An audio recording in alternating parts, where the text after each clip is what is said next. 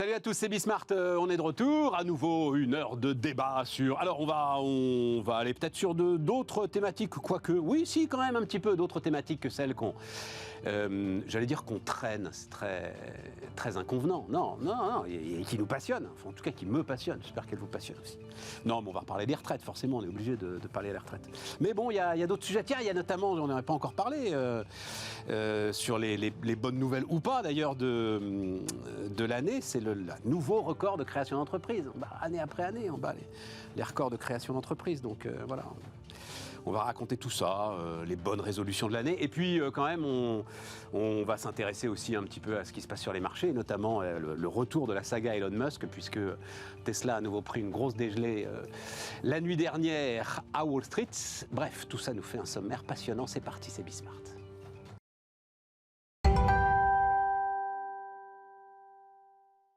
Autour de la table, Aziz Seni, fondateur de Quartier d'affaires. Salut Aziz. Bonjour. Stéphane Van Nuffel. Salut Stéphane. Bonjour Stéphane. Netinvestissement.fr. Nicolas Doucerin. Salut Nicolas. Salut Stéphane. Le patron de Valumen, qui a passé, t'as fait quoi? Parce que tu l'as annoncé triomphalement sur LinkedIn. 10 millions d'euros de chiffre d'affaires, c'est ça? Ouais, après 2 ans. Pas mal, hein? Ouais, c'est pas mal. Ça marche bien, hein, le management de transition. Oui, 10 millions de chiffre d'affaires, ça fait quel résultat, ça, à peu près? En résultat, ça fait, on sort à peu près 10%. Ah, j'aurais dit plus. Mais tu dépenses que tu comptes en résultat brut. Résultat net, après parce qu'on paye bien, salaire, tout machin. On paye oui, bien tu payes bien, c'est ça. On paye T'as bien des nos gros salaires. collaborateurs, on paye bien. Voilà. Ouais, t'as des gros salaires. Ouais. Mais après, avoir créé une start-up en pleine crise le 6 mars... Pas une start-up, une entreprise. Oui, une start-up, faut arrêter avec cette histoire-là. Voilà. Très bien, ok. Une entreprise. On va en parler justement. On va en parler des 1 million tout à l'heure. On va en parler. Mais voilà, après avoir créé cette entreprise le 6 mars 2020, je rappelle, en pleine guerre, en plein confinement, parce que je l'ai vraiment créé depuis mon salon, derrière mon écran de télé.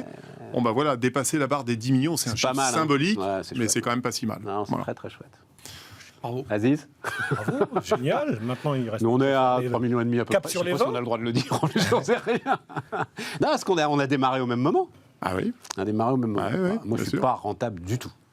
Toi, tu fais du résultat, mais nous, pas du tout. Je peux te mettre un manager de transition si tu veux. Ah bah non, on va pas. Si t'es lancé depuis 2 ans et que tu fais un manager de transition, il faut un nouveau manager tout court, en fait, tu vois. C'est pas une question de transition, là. C'est une question d'incompétence de l'équipe de direction, ce qui n'est pas le cas. Bon. Il est encore trop tôt pour... voilà, on va dire. Il est encore trop tôt pour se poser la question.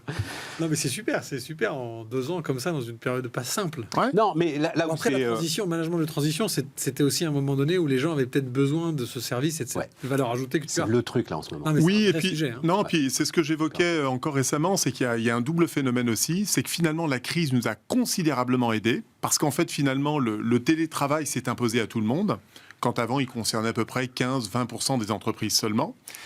Les gens, et notamment les cadres, ont pris goût à cette forme de liberté, de pouvoir travailler chez eux, d'avoir moins de contraintes, moins de réunionites. Oui, Et donc derrière, on a eu un appel d'air énorme, on aura l'occasion d'y revenir, mais on a énormément de cadres, et notamment de Quadra, qui veulent devenir indépendants et managers de transition, et donc tout ça vient alimenter tout notre vivier et permet d'accompagner les transformations chez nos clients. Bon allons, restons sur ce sujet, à la limite on va changer ça s'appelle le synthé, ce que vous voyez en dessous là. Parlons du million d'entrepreneurs et du million d'entreprises, restons sur cette thématique.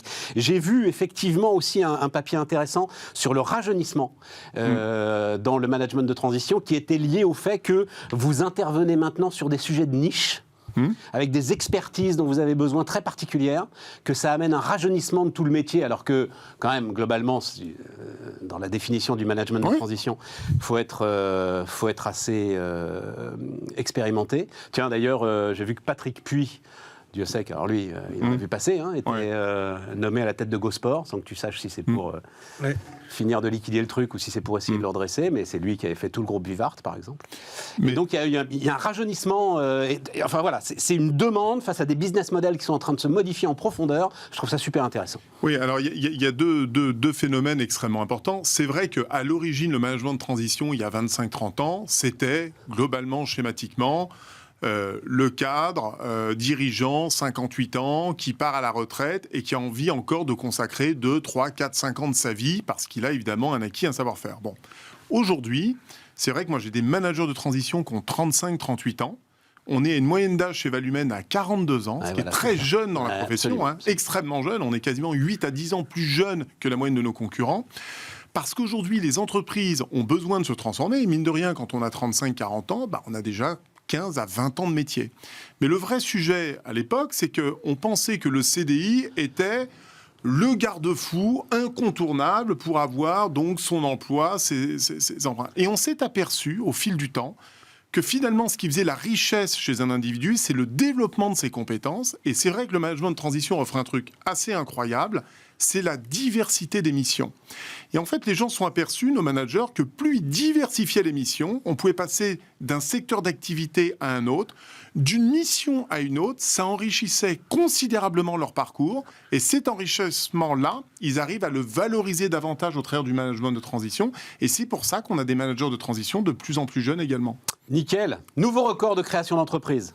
Donc on va sans doute, parce qu'en fait c'est sur les chiffres de novembre, on attendra, on va voir, mais globalement c'est fait, dépasser le million de nouveaux entrepreneurs, 62% donc sont des micro-entreprises. Le secteur du conseil, c'est là où je voulais en venir, connaît le boom le plus important, alors que, et je trouve que c'est quand même une sacrée bonne nouvelle ça aussi, le secteur roi, alors transport et entreposage pour l'INSEE, c'est-à-dire l'ensemble de ceux qui sont à vélo pour nous apporter des trucs divers et variés, connaît une baisse de 35% sur un an. Voilà.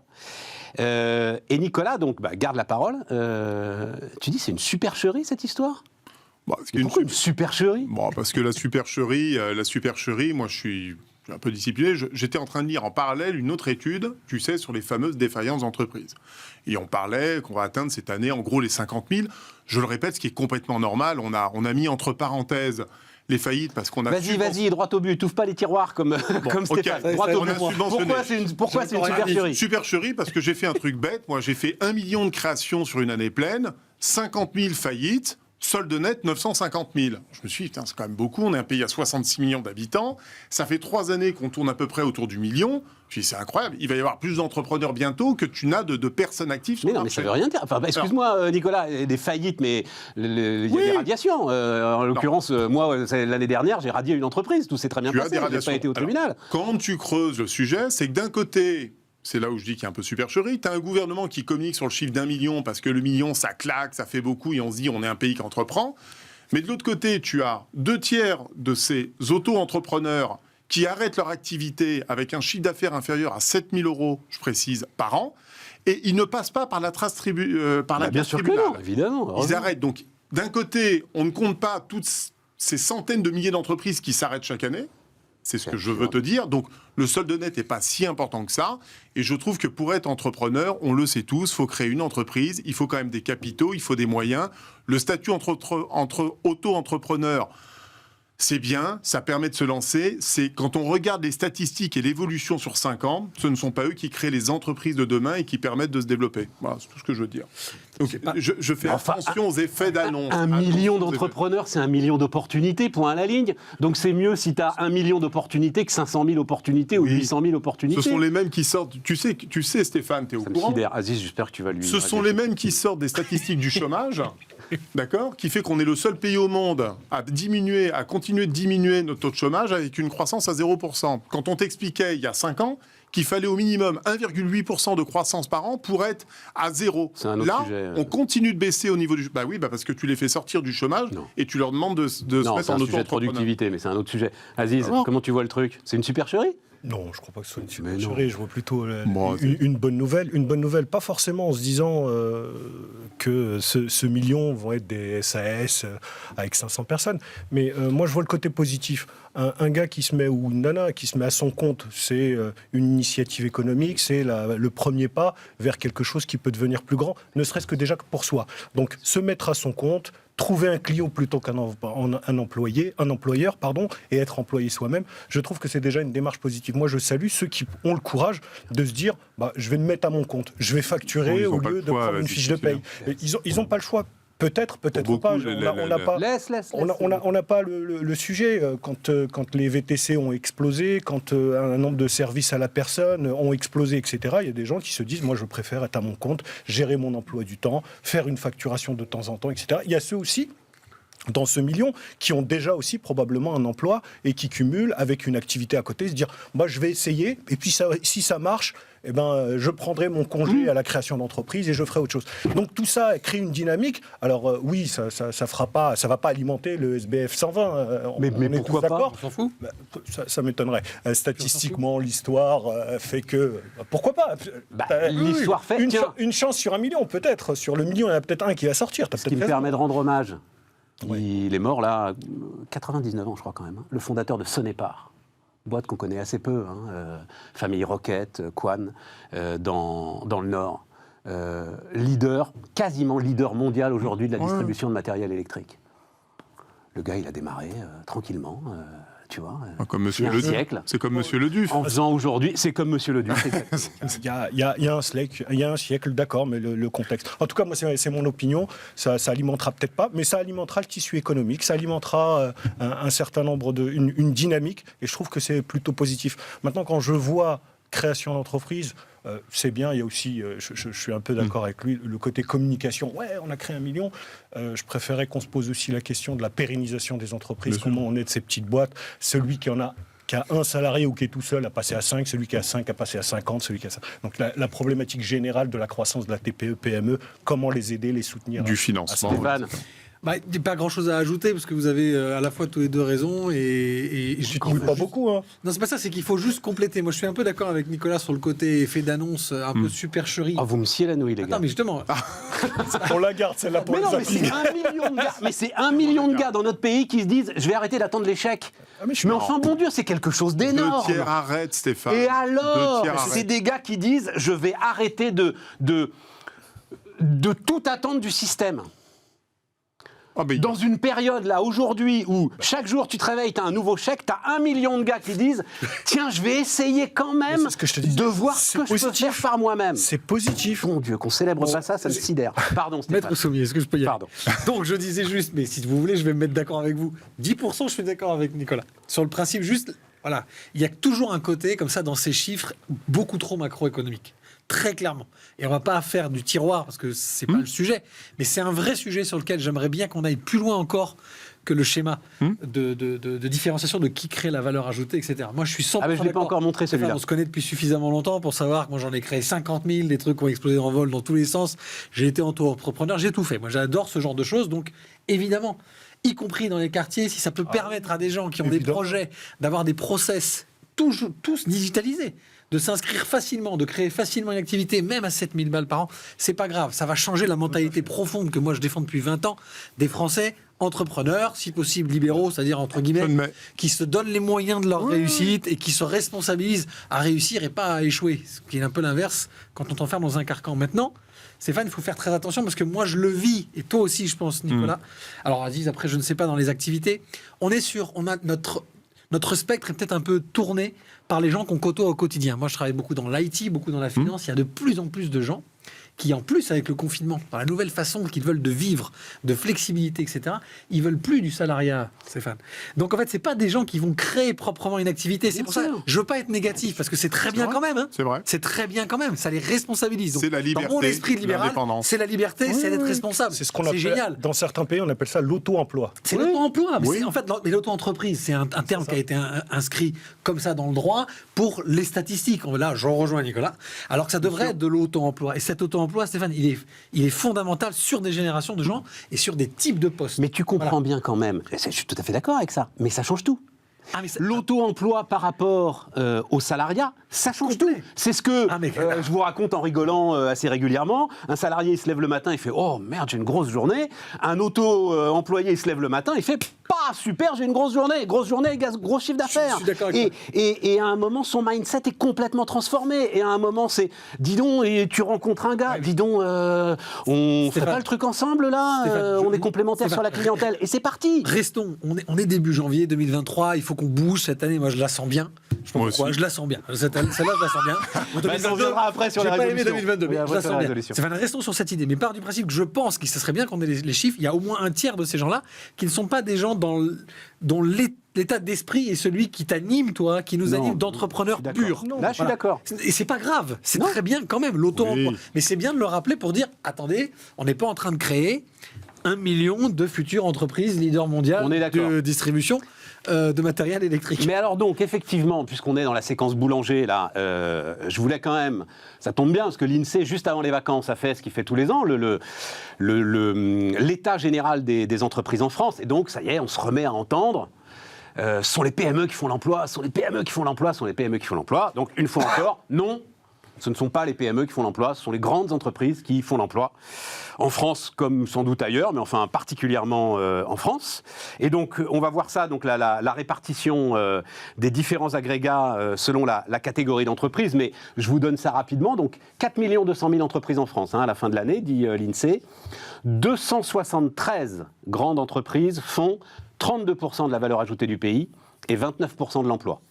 6 000 ETI, comme quoi ça commence à monter. 6 000 ETI. On était à 4 008 ouais, il y a 10 ans. 6 000 ETI, là, dit l'INSEE, 29% de la valeur ajoutée, 25% de l'emploi. Donc déjà, là, avec ces 6 273 entreprises, on a 61% de la valeur ajoutée et 55% de l'emploi. Voilà. Et tu rajoutes 146 000 PME, grosses PME, 146 000. 26% de l'emploi, 24% de la valeur ajoutée. Donc, pour les fameuses TPE, PME qui font l'emploi, elles font, c'est bien, mais elles font 15% de la valeur ajoutée du pays et elles font 19% de l'emploi. Voilà. Il faut de temps en temps essayer de rappeler ces trucs-là, parce que dès que tu allumes la télévision, la grande entreprise, c'est le mal, la grande entreprise, c'est le diable, la grande entreprise, c'est le truc qui suce le sang, etc. et tout. Voilà, c'est ça aujourd'hui la réalité de l'économie du pays. Ces statistiques, 4 millions d'eux. Oui, là c'est l'INSEE, c'est toutes les entreprises, les 4 200 000 entreprises de France. Comme on vient d'en créer 1 million cette année. Non, mais... Non, pardon. Après, Stéphane, tout est lié de toute façon. Tout est lié. Oula, j'aime pas la phrase qui commence par tout est lié. Si, parce qu'il y a une grande partie des... Les ETI trouvent leur propre marché, et en particulier à l'export. Malheureusement, dans notre pays, qui est quand même trop petit, une PME ne peut pas devenir ETI si elle n'exporte pas, au moins en Europe. C'est comme ça que les Allemands ont un tissu de TI plus élevé, ils exportent plus. Même les Italiens, d'ailleurs. Les PME, les grosses PME, les Italiens en particulier. Ça, on l'a raconté hier. Les Italiens... Attends, on a raconté hier, les Italiens qui, il y a 5-6 ans, étaient dans la NAS exactement comme nous, en sont là sérieusement sortis en ce qui concerne leur production industrielle, leurs exportations. Ils avaient un tissu industriel qui bien sûr, s'était affaibli, mais qui n'était pas autant... Bien sûr, qui se renforce aujourd'hui. Délié complètement de l'activité. Je voulais juste dire, c'est que c'est lié parce que les PME et les petites PME sont quand même souvent des sous-traitants où en fait travaillent beaucoup avec les grands groupes. Donc tu as raison de rappeler cet élément, parce qu'elles dépendent aussi de ce microcosme économique très très important. Et c'est pas toujours des relations tendues, comme par exemple dans la grande distribution avec le grand méchant. Et c'est pour ça que je suis d'accord avec Stéphane, c'est pour ça qu'il faut se réjouir d'avoir des leaders dans tous les secteurs. La France a la chance d'avoir des leaders dans tous les secteurs de pointe aujourd'hui. Ce sont des locomotives, j'allais même dire des TGV exceptionnels pour notre économie. Et c'est comme ça que la TPE peut devenir demain une PME, que la PME peut se transformer en ETI et que l'ETI arrive ensuite effectivement à s'exporter. Et là, le sujet, il faut s'en réjouir, c'est une bonne nouvelle. Ah oui, non, alors ça, c'est la grande thèse de Patrick Artus, l'économiste de Natixis que j'aime énormément, et qui dit que c'est un petit peu le problème, justement, cette relation de dépendance. On l'a vu avec toute l'histoire des fonderies là, dans les Vosges du secteur automobile, où tu es tellement bien à l'abri d'un gros qui te garantit 80% de ton chiffre d'affaires. Le 1er janvier, tu bouges pas. Tu as 80% de ton chiffre d'affaires qui est fait, qui est garanti sur 3 ans. Tu bouges pas. Et lui, il a intérêt à le faire, parce qu'il ne faut pas que tu deviennes trop gros. Sauf que lui, puis lui, il a d'autres sujets en tête. Et puis le jour où tu te réveilles, tu dis merde, il n'est plus là. Machin. Mais souvent, c'est une question de génération, Stéphane. Aziz, justement pour faire grossir. Parce que j'ai vu ça aussi dans ton... Alors, c'est pas quartier d'affaires, là, c'est... Si, c'est dans ton cadre quartier d'affaires. Très bonne idée. Ouais, mais je crois que tu n'as pas le droit, en fait. Mais si, tu as le droit. Donc, que les 80 entreprises dont l'État est actionnaire réservent 5% de leurs achats à du Made in banlieue pour aider justement à la croissance de ces entreprises. Dans les clauses sociales, obligation RSE, une petite case à ajouter, lieu d'implantation, avec le critère territorial de pauvreté. Y compris dans les appels d'offres. Surtout dans les appels Surtout dans d'offres. les appels d'offres. C'est sûr que tu as le droit. Pas au niveau J'en ai parlé rajouter une case. avec Ouais. Thomas Guilly qui vient de passer un niveau décret européen pour que ça puisse se faire. C'est qui Thomas Guilly? Je sais pas qui. Qui est secrétaire d'État à l'emploi. D'accord. Qui est dans le gouvernement, Ah, d'accord, fait passer il m'a un échappé. décret. Donc, à partir de maintenant, on a tous les outils réglementaires. Comment ça, tu veux dire, le décret est passé? Ah oui, il y a un décret qui est passé, oui. Qui te permet, dans un appel d'offres, De glisser de mettre un les critère. achats sur les achats, ce qu'on appelle les achats responsables. Critères territoriaux. Donc, Sauf que, attends, parce que je trouve que je sais à peu près comment c'est fait les appels d'offres. Le problème, c'est que ça peut pas être un. Comment est-ce que je vais appeler ça? Un critère déterminant. C'est-à-dire qu'ensuite, ces critères, ils sont pondérés. Dans l'appel d'offres, Voilà. pour que tu aies la note, tu as donc évidemment le prix. Si on te dit il faut que tu sois implanté dans un des 1514 QPV, quartiers prioritaires de la politique de la ville, qui sont des territoires administratifs définis en fonction de critères de pauvreté, de revenus des individus, etc. etc. Si dans l'appel d'offres, on te dit que tu dois être implanté et que ça te rapporte 2, 3, 5, 10 points sur la note globale, c'est toujours 5 ou 10 points. Ouais, tout à fait. Voilà, et donc c'est ça. ça va te On est favoriser d'accord. ton appel d'offres, l'orienter un petit peu plus. On est d'accord. Donc Voilà, on c'est a, comme ça. et effectivement, c'est un peu technique, administratif, technique, mais aujourd'hui c'est faisable. Ce qui manque, pourquoi je parle des 80 entreprises logées dans cette agence des participations, c'est parce que l'État doit donner l'exemple en tant qu'actionnaire. Et puis, nul doute que si ça marche avec ces 80 boîtes, que ça marche avec Air France, que ça marche avec EDF, derrière le CAC 40, le SB 120, toutes les grandes entreprises dont on parlait tout à l'heure, dont on a besoin, on le disait tout à l'heure, les TPE et PME, y compris celles installées dans les QPV, elles vont suivre. Ouais. Voilà, En plus, tu le sais, c'est déjà un sujet. une vraie politique. Déjà. Oui, non, mais C'est un alors, vrai sujet, en fait, non, parce que je travaille avec les acheteurs. Tiens, d'ailleurs, on en reparlera lundi. Là, on fera le point justement sur tout ce qui se passe au niveau des achats. C'est aujourd'hui en fait une préoccupation centrale pour les acheteurs. Voilà. Donc ça va parfaitement en lien avec ce que eux recherchent. Le circuit Mais sauf qu'ils savent Des circuits courts, évidemment. Des circuits courts. Eux aussi ont des objectifs RSE aujourd'hui maintenant, qui sont des objectifs qui rentrent dans le calcul de leur bonus. Donc tout ça est important. Je reçois du groupe Vinci, ce matin, une liste de recherche de sous-traitants implantés dans les QPV. Sauf que ça se fait un petit peu à côté, parce qu'on a un directeur des achats qui est super impliqué, qui est touché par le sujet, parce que ça lui parle. Ils le sont tous, et X raisons. Mais le problème, c'est l'annuaire. C'est exactement ça. Mais je crois qu'on en a déjà parlé ensemble. On a l'annuaire du sourcing, et puis on a une problématique dans ces grands groupes, c'est que si tu es directeur des achats de Vinci et que tu cherches un sous-traitant dans le 93, dans le quartier nord de Marseille ou à l'île Sud, disons que ta facilité à les sourcer, elle est limitée. Donc, nous, on se positionne sur quartier d'affaires en disant, vous ne savez pas faire, on va vous faire la presta, on va vous sourcer et on va les sélectionner, on va être sûr que la presta, le prix rentre dans le cadre de votre politique, etc. Tu vas être le Ecovadis de la banlieue. Ouais, Vous avez tous entendu parler, Ecovadis, qui est aujourd'hui quasiment en situation de monopole sur la RSE, mais à l'échelle mondiale. Et il faut que tu fasses ça, Mais le sujet, il est, qu'est-ce qu'on fait de ces territoires ? On ne peut pas laisser des territoires mourir à 20-30 km de Paris, des grandes agglos, etc. Qu'est-ce qu'on en fera ? On a des friches, on a du foncier, on a un taux de chômage. Des actifs, on a un taux de chômage supérieur à la moyenne. Donc, si tu le regardes d'un point de vue positif, une main-d'œuvre disponible. Donc, qu'est-ce qu'on en fait ? Et je pense qu'en s'appuyant sur les entreprises qui sont là, qui existent, il y en a à peu près 55 000 qui sont implantées là, il y a 1 millier d'ETI installés, 1000 ETI installés dans ces QPV. On ne le sait pas quand on pense banlieue, on se dit ça doit être le kebab ou le coiffeur ou le boucher. Non, il y a 1 millier d'ETI. Tout à l'heure, tu donnais le chiffre de 6 000 ETI. Sur ces 6 000, il y en a 1000 installés dans des QPV. Qui le sait ? Faisons la promotion et disons aux gens, venez vous installer, il y a du business à faire, il y a une manœuvre disponible, il y a des bassins d'emploi. Et puis, aux grands groupes, plutôt que d'aller monter des usines à gaz, des subventions, des machins, orientez simplement un petit peu vos achats. En même temps, je suis en train de me demander... L'Oréal, qui a quand même son siège social porte de Clichy, là, etc., peut-être qu'ils sont... ça reste un mystère pour moi, d'ailleurs, que L'Oréal soit là. Et peut-être qu'ils sont dans un QPV, en fait, L'Oréal. Oui, c'est sûr. Peugeot à Aulnay, c'était le cas. Il y en a beaucoup. Il y a SFR à Saint-Denis, il y en a quelques-uns. Oui, il y a toutes les grandes boîtes qui sont à Saint-Denis maintenant doivent l'être. C'est un QPV, c'est-à-dire de l'autre côté en face du pour ceux qui sont parisiens. En même temps... On peut parler. Vous voyez, Tout le monde, tous ceux qui regardent Bismarck à un moment prennent l'autoroute du Nord. Et donc de l'autre côté, en face du Stade de France, là, c'est quartier prioritaire de la ville. Le 93 est un département quasiment QPV intégral. Mais Stéphane, ce qui est intéressant, c'est que la politique de la ville des années 70 et 80 a été faite dans l'inverse. C'est-à-dire qu'on a fait venir une vague migratoire de gens qu'on a dû loger pour les entreprises qui ont plus employé les gens qu'ils avaient fait venir à un moment donné. Et le retour de cette main-d'œuvre et de ce besoin, c'est quelque chose de logique qui a été complètement mis en suspens. Alors, je ne sais pas exactement à quelle période. Il y a, je sais pas, une trentaine d'années, je ne sais pas pourquoi. Et là, il y a toute cette deuxième ou troisième génération qui vit dans ces quartiers-là et qui a envie, en fait, qui a envie de prendre sa part et qui a Bon, très bien. Go, hein. Très bien. Tiens, on va marquer une pause et puis on repartira sur nos résolutions pour démarrer l'année.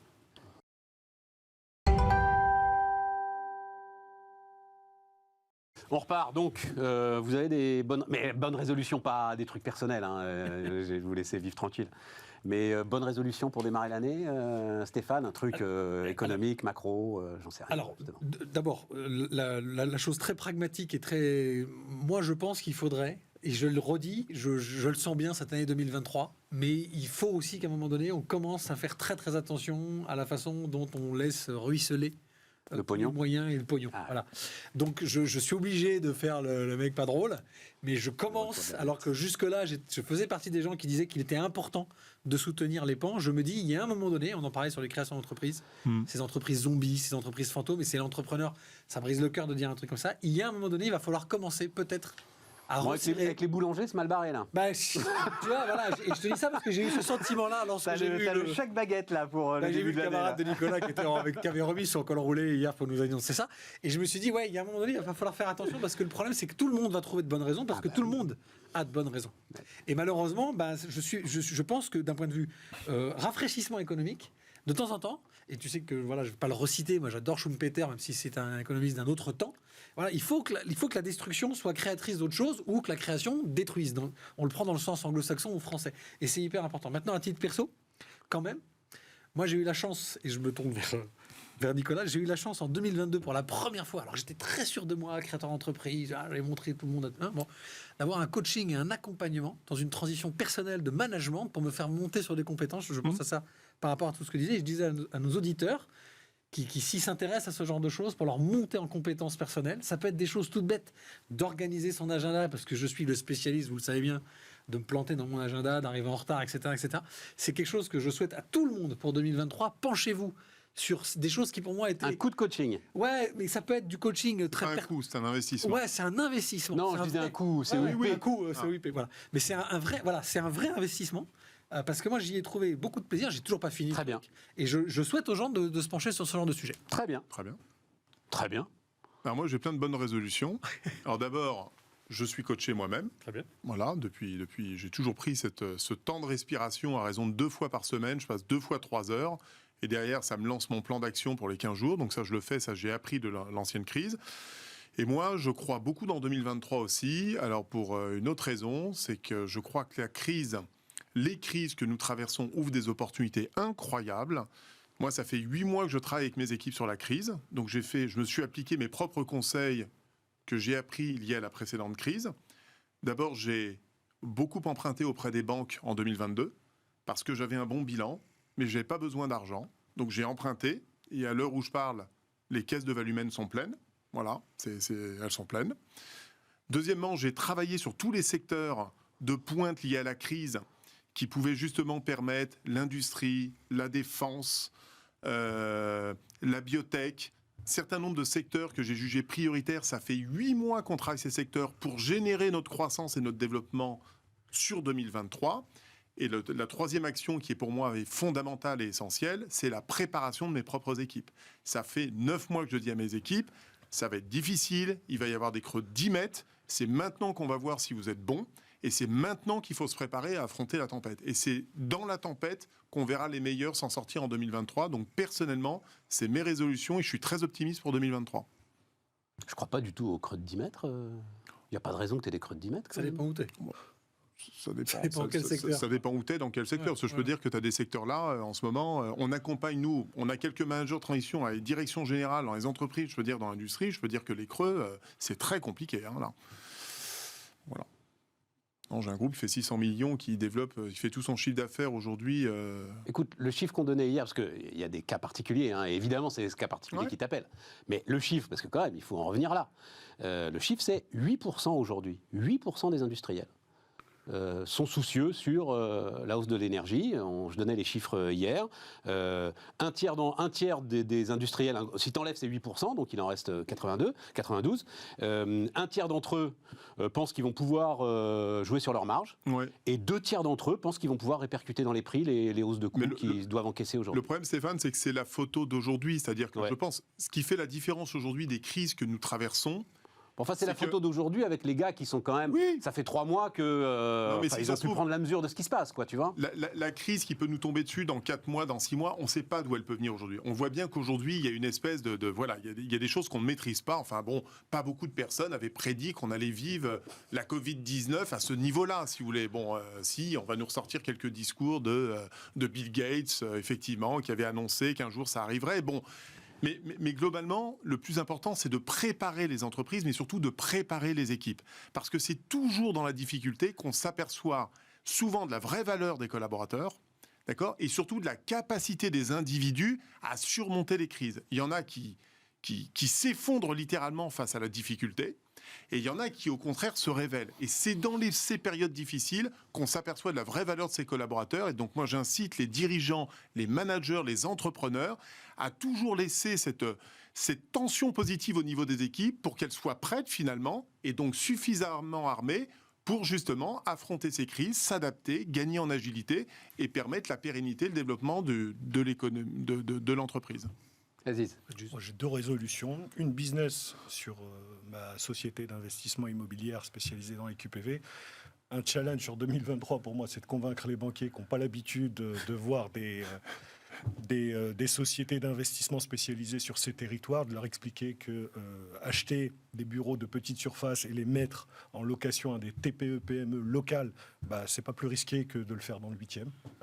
Et on a un track record pour ça. C'est très compliqué parce qu'ils ont des tableaux Excel et du scoring où il faut justifier avec un track record de 20 ans. Tu continues à expliquer malgré tout qu'il faut quand même qu'on puisse utiliser ce levier de l'immobilier pour développer ces territoires. Et puis mon challenge sur quartier d'affaires, c'est de faire en sorte qu'on puisse un petit peu se tourner, mais avec un regard économique, par le prisme économique sur ces territoires. Le social, l'action sociale, c'est très bien, on en a fait, il faut continuer. Par contre, il faut maintenant, et ça devient urgent, qu'on regarde ces territoires à travers le potentiel économique et les aider à émerger. Et puis, c'est ce qu'on propose à travers Quartier d'affaires. Il va falloir évangéliser tous les acteurs et toutes les parties prenantes. Donc, voilà pour moi la résolution, c'est évangéliser le banquier et lui expliquer qu'il faut qu'il investisse et qu'il prête. Si tu peux l'évangéliser pour tout le reste. Mais c'est une petite holding, en fait, ton histoire. C'est-à-dire, les deux sont liés, Aziz. Mais c'est tout ce que j'ai toujours fait était lié, c'est Focus Banlieue. Oui, mais c'est intéressant. À partir du moment où tu fais quartier d'affaires, le sujet, c'est aussi d'avoir des locaux qui soient adaptés au développement moderne des entreprises. Il y a du foncier à ne plus savoir quoi en faire dans ces territoires, pour X raisons. On parle souvent de ces territoires en disant il y a des problématiques de logement. Il y a une loi SRU qui est votée, il faut 20% de logements sociaux, etc. Je n'ai jamais entendu un homme politique dire il faut 20% de cette zone réservée à de l'activité économique, 20% de cette zone réservée à des bureaux, 20% de cette zone réservée à des hangars, de la logistique, etc. Donc il faut inverser le truc. Oui, il faut tout ça. Bien sûr qu'il faut loger les gens, bien sûr qu'il faut du transport, bien sûr qu'il faut de l'éducation et de la santé, mais il faut aussi des boîtes, des gens qui viennent s'implanter, qui s'implantent, qui développent leur business, qui payent de la recette fiscale pour pouvoir financer tout ce réseau et cette couverture sociale. Bref, il faut des gens qui soient à la production pour qu'on puisse aider ceux qui en ont besoin. Et pourquoi passer que par les banques, Aziz ? On a un petit peu d'equity, mais l'immobilier tout en cash... Pour le coup, lui, effectivement, là... c'est compliqué, hein. Ça dépend du rendement, il y a peut-être y réfléchir. Tu te dis du family office qui cherche un petit peu de diversification, c'est intéressant. Faut peut-être y réfléchir. Je rêve où Jean-Nicolas va investir chez moi, c'est bien ça. Écoute, je démarre bien l'année. Non, mais en plus, très sérieusement, ça rentre dans un bilan RSE, ça. Oui. Oui. C'est pour ça que je pense que ça mérite d'être creusé. On va se faire un déjeuner, Aziz. Ouais. Bah, voilà. C'est pas perdu. C'est super, j'invite tout le monde à venir chez Bismarck. Ça, c'est un truc que je regrette de ne pas avoir fait. Sur 15 ans, les rencontres en fait, qui se sont faites grâce au creuset de ce qu'on fait là, de ce qu'on faisait à Business, de ce qu'on fait ici. Et c'est sûr qu'il y aurait des histoires formidables à raconter. Il y a un livre à faire. J'en sais rien, je ne sais pas un livre, mais en tout cas quelques histoires à raconter. Bon. Ah oui, alors donc les retraites. Parlons un petit peu de retraite, emploi, tout ça là. Donc ça c'est Bertrand Martineau qui est avec nous lundi, qui m'avait parlé de ce sondage et donc il me l'a envoyé et vous allez le voir. Sur donc c'est vrai que les chiffres que j'avais étaient pas les bons sur la façon dont les Français regardent cette réforme des retraites. C'est assez désespérant en fait. Donc c'est en fait un sondage régulièrement fait par ELAB pour l'Institut Montaigne. Enfin désespérant, oui, j'assume désespérant. En fait, plus on en parle et moins les Français sont convaincus de la nécessité de relever l'âge légal. Bon, oui. Voilà. Ça recule en fait. Tu te dis à un moment on va comprendre quoi. Non, et collectivement, on comprend de moins en moins. Bah, évidemment, parce qu'à 65 ans, tu as 65% des gens qui n'ont pas de job. Non, alors, bon... Enfin, tu connais le sujet. Oui, mais ce que tu dis est faux. Mais alors, ce sera pour la prochaine fois, je te ramènerai Tu as un taux d'employabilité qui est plus tu montes, plus est fait, mais le sujet... Non, cette idée de plus de la moitié des seniors partent, qui prennent leur retraite, sont au chômage, est une idée totalement fausse. Voilà, totalement fausse. Je dis pas forcément chômage, je crois que c'est 14-15%, je ne voudrais pas dire de bêtises, mais 14-15%. Et ensuite, tu as... Bon, alors, pour le faire très rapidement, notre problème aujourd'hui, il est sur 60-65 ans. C'est-à-dire qu'on regarde 55-65 ans au global et on dit « Ah, on a un problème ». C'est faux. En fait, on a un problème sur 60-65 ans, problème qui se réduit au fur et à mesure où on augmente l'âge légal. C'est-à-dire c'est la poule et l'œuf, tu vois. Bien sûr. Et la réforme de 2010, en passant l'âge légal à 62 ans, a fait que mécaniquement, les gens se sont mis à travailler plus, les directions RH réfléchissent différemment, etc. Et donc mécaniquement, on travaille plus longtemps. Donc reculer l'âge légal aura le même effet, même si dans la période de transition, ça risque... Moi, je me souviens, il y a 10 ans, j'avais fait à l'époque... Non, mais tu trouves personnellement quoi, toi ? Que c'est une connerie de se battre pour ce sujet ? Parce que... D'augmenter l'âge légal ? Ouais, de passer à 64 ou 65 ans. Économiquement, c'est irrémédiable. Je rappelle qu'il y a 10 ans, Non, c'est pas irrémédiable. Alors, il y a 10 ans, moi j'avais fait 2 propositions. À l'époque, quand on avait travaillé dans le cercle... nous citoyens, là même Entreprendre pour la France, c'était mon premier mouvement de l'époque. On avait travaillé sur ces 2 sujets. La première proposition que j'ai faite, j'ai dit, je ne comprends pas qu'on n'indexe pas les cotisations et l'évolution. On fait la démographie, on prend 20% de la population chaque année.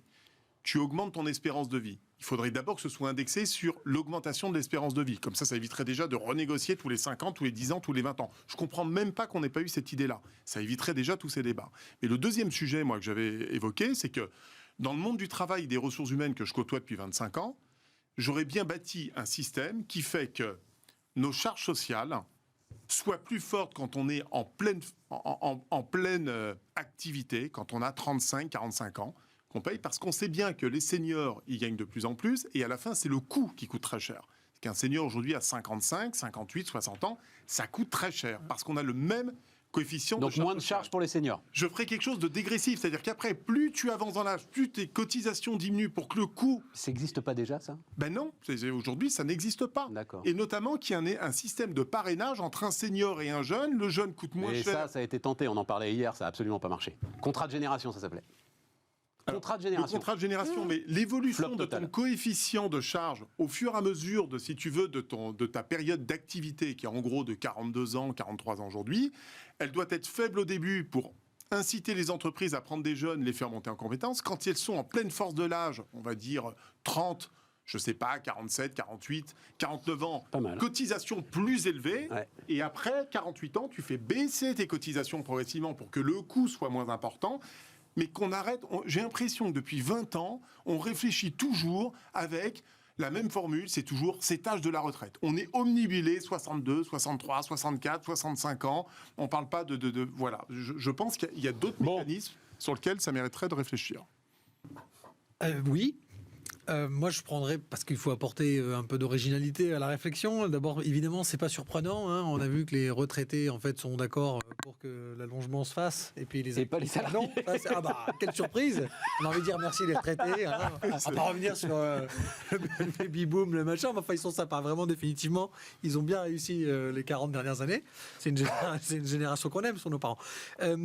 Non, moi, je l'ai dit, ça a été plus fort que moi, de dire on ne prend le spectre que de l'allongement de la durée. Et tu as dit c'est irrémédiable qu'à un moment donné, il faut travailler plus pour pouvoir maintenir le système de retraite de répartition. Avec une espérance de vie qui ne cesse d'augmenter, c'est ce que je Et si on réfléchissait enfin à une autre façon de financer les retraites, donc ça rejoint ce que tu dis, Nicolas, c'est-à-dire que peut-être qu'à un moment donné, ces charges globales de répartition globale mutualisées par les caisses de retraite diverses, mais qui sont plus ou moins étatiques pour la grande majorité, on pourrait laisser aux entreprises aussi de faire des plans à ce moment-là de retraite complémentaire plus accessibles, plus agressifs, des plans d'épargne entreprise. Moi, je suis le premier à dire que les Français ne sont pas assez capitalistes, ils ne sont pas assez actionnaires de leur propre entreprise. Quand tu vois le montant qu'il y a sur des fonds euros d'assurance vie, 1200, 1300 milliards, peut-être 1350 en ce moment, et qu'en face, tu as à peine 400 millions qui sont posés sur des plans d'épargne d'entreprise, c'est lunaire. Et avec donc des dispositifs de fiscalité très attractifs. Donc ça irait dans ton sens. Oui, bien sûr. À un moment donné, les entreprises... C'est déjà quand même massivement la fiscalité. C'est pas assez, comment te dire, c'est pas assez institutionnalisé dans l'état d'esprit. C'est-à-dire qu'en fait, on devrait l'apprendre en seconde dans le livre d'économie, là, en seconde. Dans nos enfants, là, ils arrivent, moi, le bien. Ah oui, mais on devrait... Stéphane, je suis pas en train de dire il faut faire un système à l'anglo-saxonne, parce qu'on me jette ça au visage à chaque fois. Regarde les Américains, ça marche un mixte. Non, un mixte. Si, ça marche. Faisons un truc un peu comme les Suédois, un peu comme les Coréens. Tu vois, voilà. Faisons des trucs où en fait, cette espèce de mix, donc l'espèce de nouveau contrat génération. Enfin. Bon, donc attends, parce que ma question c'était quand même, est-ce que là ça vaut le coup d'aller, là ils vont à l'affrontement ou pas à l'affrontement? Est-ce que ça vaut le coup d'aller à l'affrontement? Là, à court terme, il faut y aller là. Il faut y aller, ils n'ont pas le choix, il faut y aller. Oui, mais et toi tu soutiens le truc? Bien sûr qu'il faut y aller, parce que de toute façon ça va dans le message que j'ai passé pour 2023. Il faut resserrer un peu la vis là. Sinon on va trop prendre l'habitude tous d'aller réclamer à papa État de payer pour nous, quoi. Aziz? Moi, au vu des chiffres reportés et avancer un petit peu l'âge, je trouve ça cohérent avec le rallongement de la vie. Maintenant, je suis plutôt comme Stéphane, c'est think out of the box. Oui. C'est penser, essayer de voir. Ouais, vous n'avez pas tort là-dessus. C'est un modèle qui a peut-être fait son temps. Faire un truc 2 voire 3.0 en essayant de réfléchir à un mix qui puisse convenir à tout le monde. Ne pas oublier ceux qui travaillent aussi sur la pénibilité et ceux qui ont des boulots pas simples. Mettre sur la table et de manière franche, voire un peu viril, les régimes spéciaux. Et quand je dis régimes spéciaux, je ne pense pas à la SNCF, je pense aussi à nos élus, un député sur sa retraite. Oui, mais c'est le symbole. Tu ne peux pas demander une forme de justice et avoir des exceptions où les mecs se gavent un peu sur... pour moi, un député... Tu sais combien touche un député après avoir été élu 5 ans sur sa retraite? C'est pas ma retraite ou la tienne. 5 ans. C'est un autre sujet, ça. C'est un autre sujet. Non, je trouve qu'ils gagnent pas assez les députés, si tu veux tout savoir. Donc c'est un autre sujet. Ah oui, je trouve qu'ils gagnent pas assez. Ah, tu trouves qu'ils gagnent pas assez? Ah oui, ils gagnent pas assez. Un député. Heureusement qu'ils sont pas. Je vais être violent. Heureusement qu'ils sont pas payés au résultat. Mais justement, les deux sont liés. Les deux sont liés, mon vieux. Comme pour les profs. Les deux sont liés. Les deux sont liés. Tu peux pas avoir autre chose. Non, tu peux pas. Non. If you pay peanuts, you get monkeys. Tu peux pas avoir les meilleures compétences. Là, tu payes et t'as des monkeys. Non, tu payes pas assez. 5, 6, 7 000 balles. Mais c'est rien à côté de ce que sont payés les parlementaires américains. À ce moment-là, tu peux te permettre d'avoir des cabinets de 10-20 personnes. À ce moment-là, tu réfléchis vraiment à la fabrication de la loi. T'es pas dans une soupente, parce qu'il faut voir dans quelles conditions ils bossent, les députés. Je t'emmènerai, si tu veux, un jour. Je connais l'Assemblée par cœur. Alors, tu te retrouves dans une soupente avec 3 pauvres gars qui sont payés au lance-pierre parce que t'as pas les moyens de les payer plus. Et avec ça, tu fais la loi de la 6e puissance économique du monde. C'est pas possible. Parce que tu penses et donc, ça veut dire que ce sont les députés qui font la loi. Ce sont eux qui font le jus de crâne. C'est notre constitution. Mais c'est devenu des comités Théodule, on te balance ce que tu dois voter, ce que tu dois pas voter. Justement, arrête. Mais non, va au bout de ta démarche, va au bout de ta logique. C'est depuis toujours. C'est depuis toujours. C'est la perversion de la Ve République. Et donc, c'est les cabinets, c'est l'exécutif qui est aussi le législatif. Vous leur trouvez des excuses. C'est au cœur de tout. Vous leur trouvez des excuses. Non, des élus, c'est fait pour nous changer la vie, pour qu'on vive mieux. Est-ce que vous avez l'impression que donne-leur les moyens de le faire? Ils les ont, les moyens. Non. Regarde. Aziz, moi je te donne mon expérience personnelle, parce que moi j'ai fait un peu de politique, puis dans les mêmes mouvements. Moi j'ai vécu ça de l'intérieur dans le sud-ouest, avec un leader de grande qualité à l'époque. où tu avais les meilleurs, au bout d'un moment, ils s'épuisent et ils s'en vont. Parce qu'en fait, ils sont mal payés, ils n'ont pas de moyens, ils courent partout, ils portent des projets de loi, on leur jette au fil. Ils n'ont que des attachés parlementaires, sous-payés stagiaires, qui leur rédigent en effet des trucs qui sont là et Ils sont pourris. Et en fait, les mecs n'ont plus envie, ils font un mandat, 2 mandats. Et après, ils se tirent, ils vont dans une banque, ils vont dans un truc. Tout n'est pas une et ils se question de posent. moyens Non, financiers.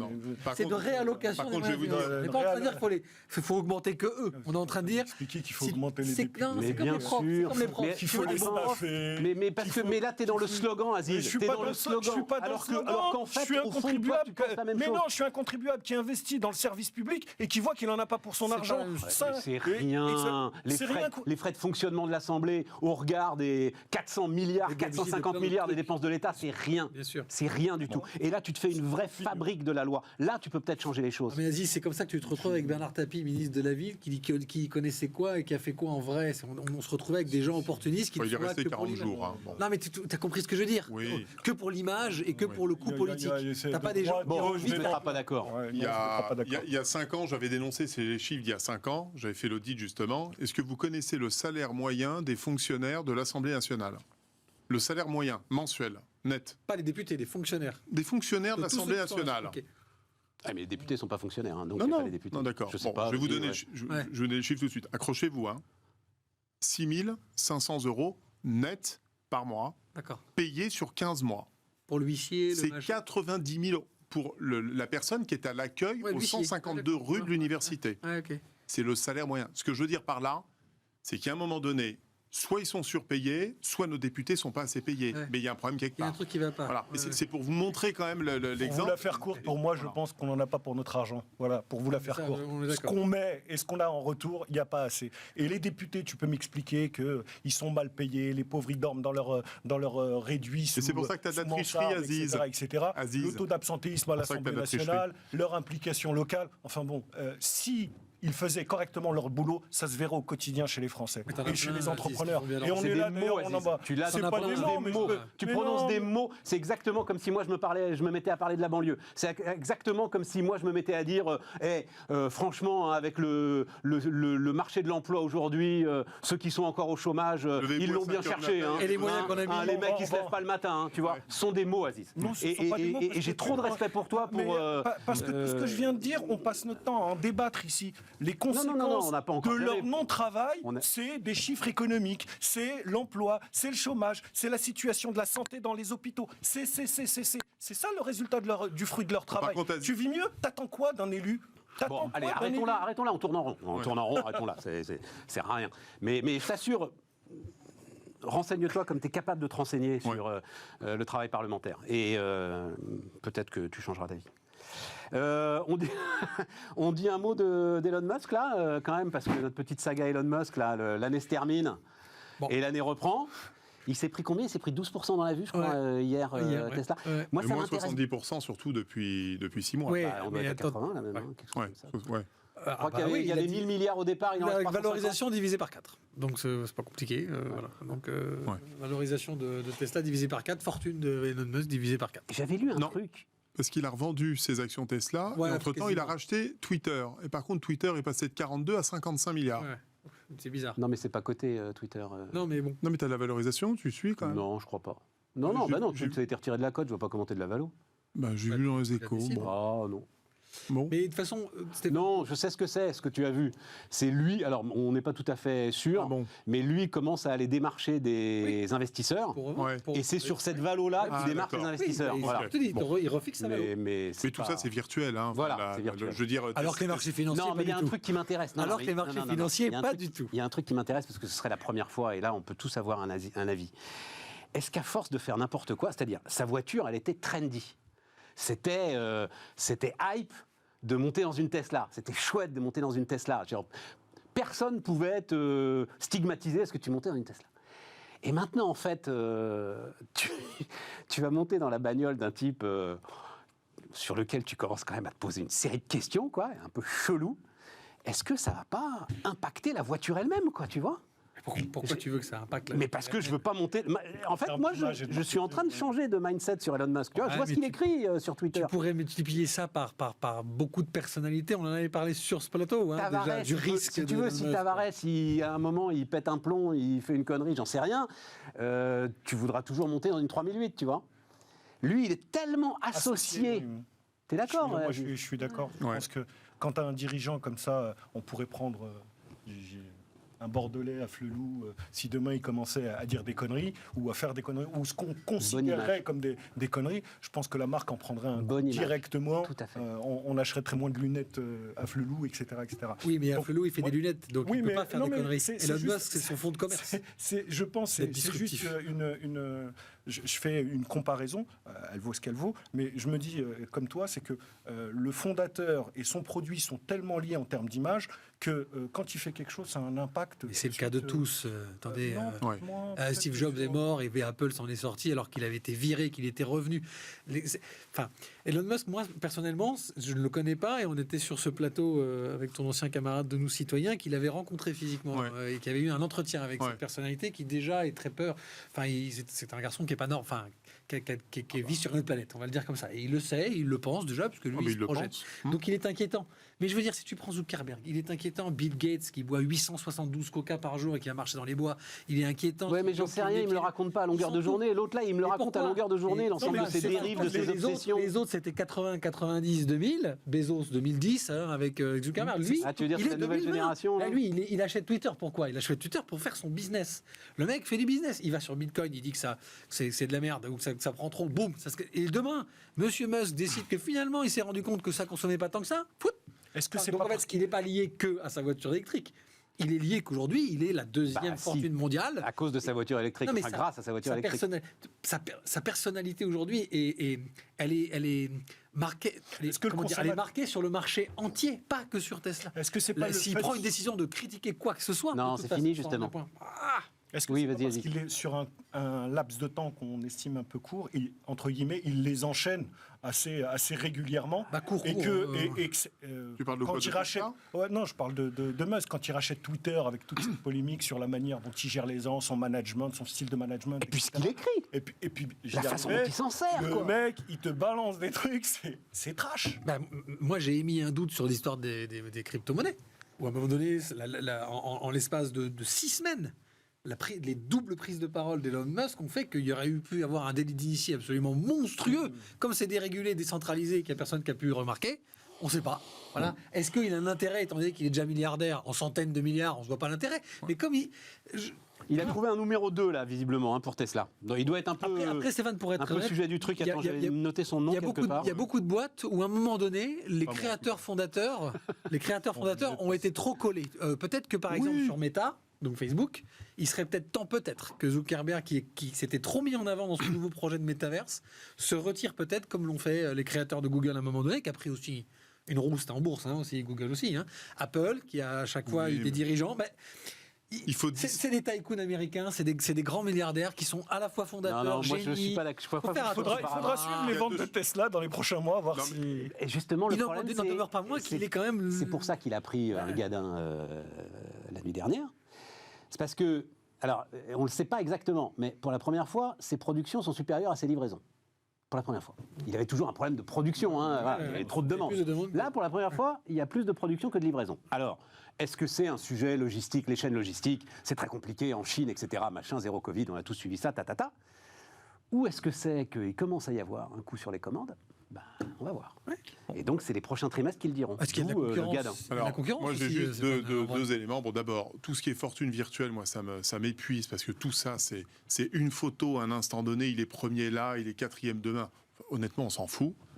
Par contre, je peux vous dire d'un truc, puisque je suis nouveau client Tesla depuis exactement 15 jours. Oh merde. Ça fait 2 ans. Raconter ses vacances en Tesla. Que ça fait 2 ans que j'attendais. Tesla, ça fait beaucoup. 2 ans que j'attendais ma voiture. Et je vais vous dire une chose. Sa voiture est géniale, évidemment, comme tout le monde le dit. Et j'ai compris le succès de Tesla maintenant, c'est qu'en fait le gars, il a construit le soft et ensuite il a rajouté 4 roues Il et n'a une pas construit une carrosserie. voiture, il a construit un jouet. Vous l'avez compris avant de monter Mais bien dedans sûr, quand même, c'est parce un qu'il y jouet. a un moment qu'on le raconte. Putain, Ça. non mais là, ce qui vient de sortir, c'est exceptionnel. Bon, Franchement, c'est sûr. c'est exceptionnel. Bon, super. Ah, il a Pas fait, trop il a inquiet fait, pour Tesla. Non, mais il a fait comme Steve Jobs avec le téléphone, c'est-à-dire qu'il a créé un C'est outil tellement d'entertainment simple. avant. C'est tellement Ben, simple. c'est ça. Ouais, les gars. C'est l'iPhone en fait. Oui, non, mais c'est ça. C'est ça. Eh oui, Non, c'est l'iPhone. un iPhone on the wheel, ça fait 5 ans qu'on le dit. Non, mais mais je veux dire, il a le même risque de se retrouver face à un Samsung avec même Renault, Toyota, ces grands constructeurs qui s'améliorent, mais même Mercedes, BMW sur l'électrique commencent à arriver très fort aussi.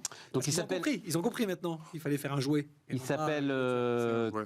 Tom Zhu, le nouveau numéro 2. Le gars a quand même un sacré parcours. Hein. Né en Chine, études aux États-Unis, passeport néo-zélandais. Bah, un peu comme Elon typiquement Musk. pour hein. Elon Musk. Pas mal. Hein. Ouais. Elon Enfin, Musk est né copain en d'Elon Afrique du Musk. Sud, Parfait, voilà. nationalité américaine, Et mère, il c'est a, pareil, il a hein. beaucoup travaillé au Canada aussi. Ouais, tout à fait. Non, il est peut-être temps qu'il ait quelqu'un qui le temporise un peu. Parce qu'il est spécial. Quand même. C'est C'est un pas mon génie. préféré, moi je préfère Bezos. Moi. C'est un Je génie. préfère Amazon, moi. Et comme Ah tout oui, toi, tu génie, préfères il a Amazon. Ah bah, moi connu. je préférais le mec qui était dans son bureau tout seul et qu'il y croyait déjà il y a 20 ans. Et qui est encore à regarder le prix des chaises de bureau. Mais lui, quand c'est parce que il lui, c'est ouvre pas. le nouveau headquarter. C'est pas un techos, lui, en vrai. C'est pas un technicien, c'est un businessman, en fait. bien Bezos. sûr. C'est pas un technicien, c'est pas un... Bon, on a tout dit, les gars. Il reste c'est toujours les moments un peu compliqués dans ces là, c'est qu'il reste 2 minutes, donc c'est compliqué de démarrer. Alors, est-ce que l'année sera Bitcoin en 2023 Est-ce que l'année Non, mais ça, ouais, c'est notre running gag. Nous, on n'a a jamais donné, le temps de on parler a du donné nos Bitcoin. résolutions. Ouais, mais il a pas donné. Ah bah, alors, les résolutions, Moi, j'ai pas de c'était pas- résolution. Ah bah De pourquoi l'EBITDA. C'est quoi les Oh résolutions non. Ah, Bah, les résolutions de Stéphane Soumier, la France entière, attends. Tu crois que la France entière attend les résolutions de Stéphane À Soumier recevoir des invités de qualité en 2023. Bon, ça, Ouais, c'est on déjà va en faire dans 2022. Bah non, mais essayez de faire une boîte rentable. Quoi. Un peu de marge, oui. Non, mais c'est bien. C'est bien. On va se faire un déjeuner, c'est Hein, ouais. Non, mais tu sais ça. Le sujet, c'est, on sait comment. Non, mais c'est comme plein d'entrepreneurs, voilà. Faut du temps. Tu sais ce que tu veux faire, tu sais ce que tu ne veux pas faire, et ce que tu ne feras pas. Et tout le sujet, c'est est-ce que ta rentabilité, en fait, se niche dans ce que tu ne veux pas faire. Bah, bien sûr. C'est le vrai grand défi de l'entrepreneuriat, ça. Hein. Ouais, bien sûr. C'est l'un des non-dits C'est de loin d'être simple. l'entrepreneuriat. Hein. ça. C'est loin d'être simple. Hein. L'autre non-dit de l'entrepreneuriat, tiens, je vais le balancer là, c'est quand même qu'il faut se fader un certain nombre de clients des fois. Oh, Bah ouais. hein Bah ouais. c'est... Moi, je pars en Guadeloupe. c'est pas... Oh, bah, ça va. C'est rigolo ou quoi c'est pas toujours super. Moi, ça va, je poétique. parle de sujets qui sont pas du tout en tension. Toi, tu parles d'argent, de patrimoine, donc les gens sont sympathiques, détendus. Ouais, mais enfin, il y en a quand même des fois qui Ah non, te c'est- rapportent pas mal de chiffre d'affaires. Ah non, mais Et tu t'ennuies énormément J'ai dit ça à avec discuter avec ironie. eux, on est Non, mais d'accord. j'ai dit ça avec ironie. Ah parce que oui, des fois, voilà, t'es c'est 15 ça. dans une pièce. Ah oui, oui. T'as vraiment envie de dire, bon, écoute, t'es gentil. Voilà. On va faire. T'en aurais pas tu de sais nom, ce qu'on va enfin, faire Ce sera la dernière émission de Bismart. Ce sera une émission trash Tu balances sur le les noms. business. Tu sais, tu balances tout. Tu lâches tout. Tout ce qu'on n'a jamais pu dire. Tout ce qu'on n'a jamais pu dire, exactement. Ouais. C'est pas encore pour maintenant. Allez, Non. demain une série d'interviews. Tiens, ça va être super intéressant. Tout est super intéressant, mais patron de Microsoft en France. Alors, qui a écrit un bouquin qui est un bouquin intéressant. Et puis surtout, ça permettra de discuter un peu des sujets dont on discute assez régulièrement, hein, souveraineté numérique, etc. Voilà, donc il sera avec nous demain pour discuter longuement. On parlera de retail aussi demain, entre autres. À demain.